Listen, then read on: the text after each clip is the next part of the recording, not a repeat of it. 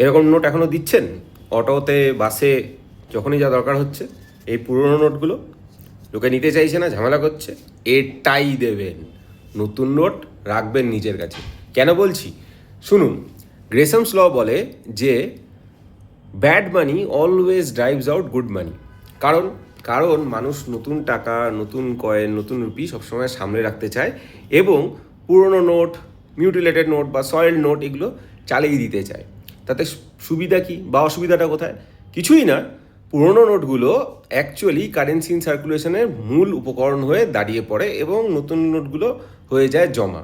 Same ঘটনাটাই ঘটেছিল ইংল্যান্ডে, যখন হেনরি দ্য এইথ প্রায় 40% কারেন্সি ইন সার্কুলেশন মানে শিলিংকে রিপ্লেস করতে চাইছিলেন, কারণ রুপোর শিলিংগুলো হয়ে গেছিল পুরনো এবং ডিবেসড।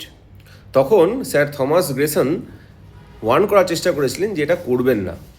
যদিও তিনি অক্ষম হয়েছিলেন হেনরি দ্য এইথকে বোঝাতে, ফাইনালি বোঝাতে পেরেছিলেন কুইন এলিজাবেথকে, যিনি বুঝেছিলেন যে বেসিক্যালি ব্যাড মানি ড্রাইভস আউট গুড মানি।